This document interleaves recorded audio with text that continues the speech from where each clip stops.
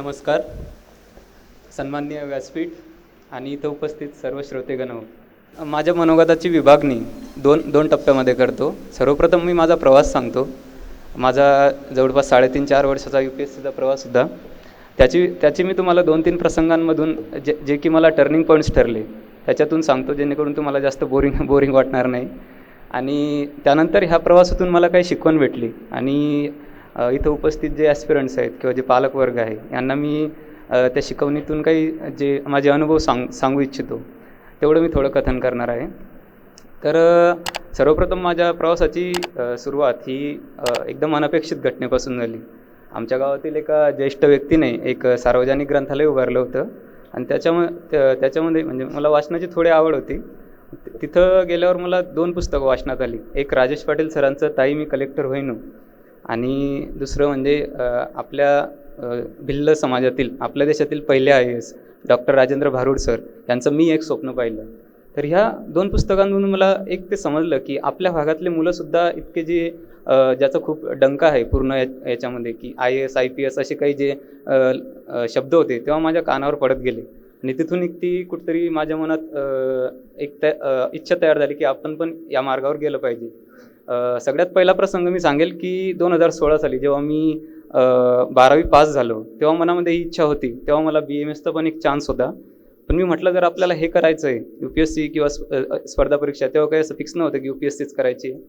तर तेव्हा म्हटलं आपण सगळा फोकस आपला इथंच ठेवला पाहिजे आणि मी सगळं बाकीचं सोडून फर्ग्युसन कॉलेजला 12वीला 2016 साली BSCला ॲडमिशन घेतली.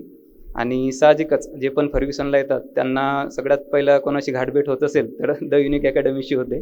तशीच माझी गाठभेट थोडी उशिरा झाली. 2017 साली सर्वप्रथम मी अकॅडमी जॉईन करण्याचा विचार केला, पण परिस्थिती तशी नव्हती. त्यावेळेस तशी म्हणजे आर्थिक परिस्थिती पण नव्हती आणि अभ्यास पण इतका चांगला नव्हता. पण म्हटलं आपण जर अशा लोकांच्या संपर्कात आलो, विद्यार्थ्यांच्या संपर्कात आलो, तर आपल्याला कुठं ना कुठं एक जी सुरुवात आहे त्याच्यासाठी एक चालना भेटू शकते. तर इथं मी आवर्जून धन्यवाद देऊ इच्छितो मल्हार पाटील सरांचे. सर तुम्हाला कदाचित माझी आठवण नसेल, पण मी तुम्हाला 2017 साली 2-3 वेळा मेसेज केले. सरांचे रिप्लाय पण आले. मी माझी असमर्थता दाखवली की मी फायनान्शियली सर इतका हे नाही आणि मी सरांना तेवढं बोलून पण दाखवलं. तर सरांनी मला न भेटता त्या एका मेसेजच्या भरोशावर माझी बऱ्यापैकी फी कमी करून माझ्या ॲडमिशनला तिथं होकार दिला. तर तो माझ्यासाठी एक टर्निंग पॉईंट ठरला. कारण गावाकडून इथं आलेल्या बरेच पोरांचा जी सिरियसनेस टिकून राहण्याची म्हणजे इच्छा तर भरपूर असते, इंथुझियाझम खूप असतं, झील खूप असते. नवीन यंगर जनरेशनचे विद्यार्थी असतात, पण त्यांना ते जे झील आहे, जी एनर्जी आहे ती प्रॉपर चॅनलाइज करण्यासाठी जर कोणाचा रोल असेल तर असे आपले मार्गदर्शन आणि गुरु असले तर नक्कीच खूप मदत होते आणि त्याचं एक जिवंत उदाहरण मी तुमच्यासमोर आज इथं आहे. दुसरी घटना होती, तर इथून माझ्या याची सुरुवात झाली. पण त्यानंतर 2020 साली जसं मी म्हटलं की आयुष्य हे काही एक असा समान रेष नाही, तर यात कायम चढउतार येतच असतात. तसे चढउतार मला कोरोनाच्या काळात आले, ज्यावेळेस मी तब्बल 8 महिने घरी होतो. तेव्हा एक घटना झाली की मी शेतात काम करत होतो. माझे आईवडील दोघंही शेतकरी आहेत आणि आमच्या गावातला व्यक्ती माझ्याजवळ आला. मग तो माझ्याजवळ आला आणि म्हणे आला का भाऊ घरी? मी म्हटलं हो आलो. म्हणे अरे तसं नाही, म्हणजे सगळं सोडून आला का म्हणे घरी? म्हटलं हो. अरे म्हणे तू सरकारी नोकरीची तयारी करत होता ना? म्हटलं हो. मग काय झालं म्हणे? म्हटलं अजून तर नाही झालं. तो म्हणे अरे होणार नाही म्हणे. म्हटलं का बरं? अरे म्हणे आपण आपला हे बघ म्हणे, तू कोण झालंय म्हणे आपल्या गावामधून, आपल्या विभागामधून कोण झालंय म्हणे, बघ म्हणे इथं पोरांना DED करून सुद्धा नोकऱ्या नाहीत म्हणे आणि तू काय करणार आहे म्हणे एवढं. म्हणजे तुम्हाला सर्वांना मी हे सांगतो आणि सरांना पण सांगू शकतो, तुम्हाला अतिशयोक्ती वाटेल, मला त्या दिवशी झोप नाही लागली. मी म्हटलं म्हणजे या व्यक्तीने असं का बरं बोललं असणार? म्हणजे माझं अपयश हे फक्त माझं नाही तर माझ्या सगळ्या समाजाचं आहे, माझ्या सगळ्या भागाचं आहे. जर इथं मी अपयशी ठरलो, इथून जर मी इथंच गावात रुळून राहिलो किंवा जे मला साध्य करायचं आहे, काहीतरी बनवून दाखवायचं आहे ते जर मी करू शकलो नाही, तर हे अपयश पुढे किती पिढ्यानपिढ्या असंच राहील. माझा भाग असाच जी प्रेरणा आहे किंवा जी चेतना असते एक, ती ठिणगी इथं उमटणार नाही. आणि पहिल्या 2 घटनांनी मला गावामधून पुण्यात आणलं. आणि तिसरी घटना मी सांगेल 2022 सालची, ज्यावेळेस मी 22 जून 2022 म्हणजे गेल्या वर्षी मी प्रिलिम्स पास झालो. मी पहिल्या 2 प्रयत्नात 2020 आणि 21च्या पूर्वपरीक्षेत खूप म्हणजे 15-20 मार्कांनी नापास झालो होतो.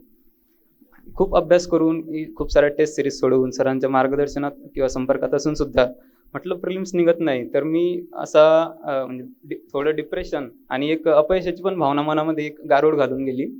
त्यावेळेस मी माझ्या आईला फोन लावला, की म्हटलं आई असं असं होतंय, मला जे करायचं आहे ते ते होत नाही.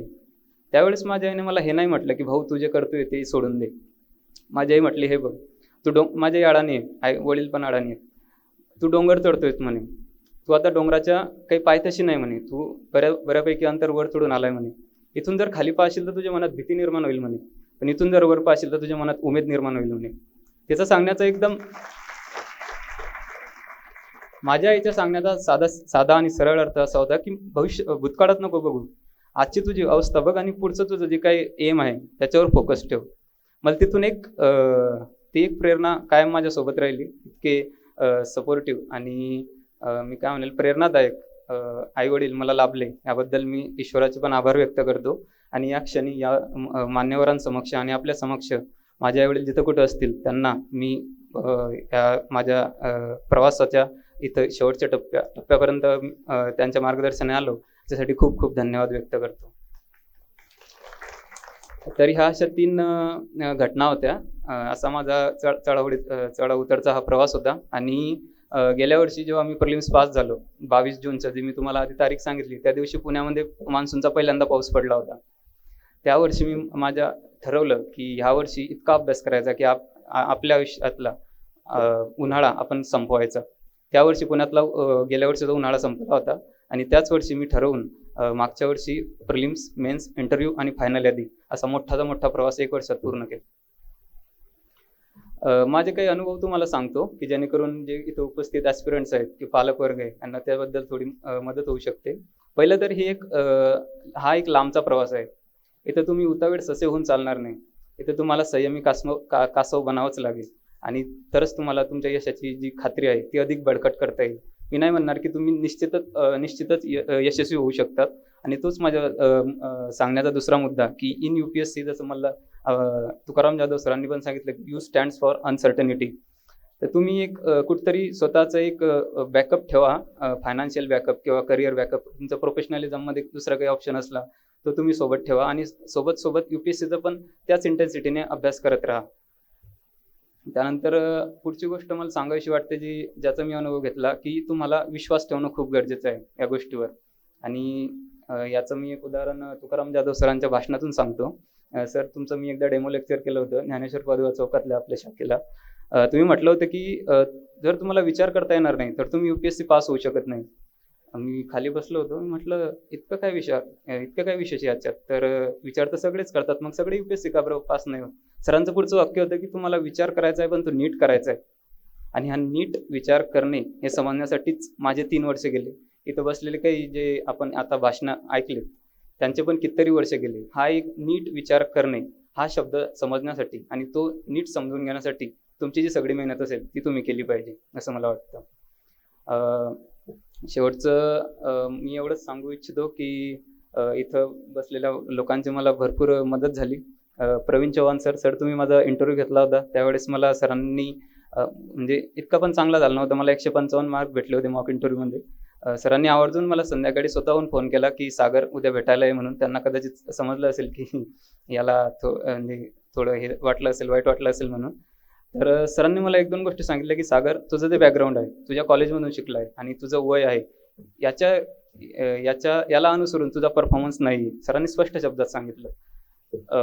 UPSCला तुझ्यासारख्या उमेदवाराकडून कुठेतरी एक स्पार्क असलेला कॅन्डिडेट पाहिजे की ज्याच्यामध्ये अशी ठिणगी आहे की तो जे डायनॅमिक प्रश्न आहेत आपल्या समाजाचे किंवा देशाचे त्यांना तो कुठेतरी एक इनोव्हेटिव्ह सॉल्युशन प्रोव्हाइड करू शकतो. तर सर, मी तुम्हाला सांगू इच्छितो की त्यानंतर मला 1-1.5 महिन्याचा कालावधी भेटला आणि तुमच्या ह्या सल्ल्यावर मी काम केलो आणि तुमच्या 155 मॉक इंटरव्ह्यूवरून मला ॲक्च्युअल इंटरव्ह्यूमध्ये 184 मार्क्स मिळाले, जे की वन ऑफ द हायेस्ट आहे. शेवटी सोबतच मी या अनुषंगाने अभिजित सावडकर सरांचे पण आभार व्यक्त करतो. ऑप्शनलची जी एक मोठी भीती UPSCच्या तयारी करणाऱ्या विद्यार्थ्यांच्या मनात असते ती सरांनी म्हणजे 3 वर्ष आधीच माझ्या मनातून काढून टाकली होती. इतकं त्यांचं शिकवणं प्रभावी होतं. त्यांचे कन्सेप्ट क्लॅरिटी आणि आम्हाला एक बायोलॉजीचा पार्ट असतो ऑप्शनलमध्ये. सर स्वतः MBBS डॉक्टर आहेत. त्यांनी तो इतक्या चांगल्या पद्धतीने शिकवला की ती भीती जवळपास नष्टच होऊन गेली. तर अशा गुरुजनांचे मला सहकार्य लाभलं. माझे मित्रपरिवार, माझे नातेवाईक, इथं माझा भाऊ पण बसलाय आणि माझा खास मित्र तुषार, जो माझा कॉलेजचा मित्र, आणि आम्ही राहायला पण सोबत होतो. एक सोबत आम्ही तयारी सुरुवात केली आणि आज इथं एक सोबत आम्ही यशवंतांच्या ओढीमध्ये बसलोय. याबद्दल मला त्याचं पण अभिनंदन करावंसं वाटतं. सोबतच सर्व जे यशवंत आहेत त्यांचं अभिनंदन करावंसं वाटतं. आणि या चांगल्या कार्यक्रमाच्या आयोजनाबद्दल आणि आम्हा सर्व यशवंतांना इथं आपले अनुभव कथन आणि सन्मान व्यक्त करण्याबद्दल जी संधी दिली त्याबद्दल मी युनिक टीमचे आणि तुम्हा सर्वांचे परत एकदा मनापासून आभार मानतो आणि माझं मनोगत थांबवतो. जय हिंद. थँक्यू.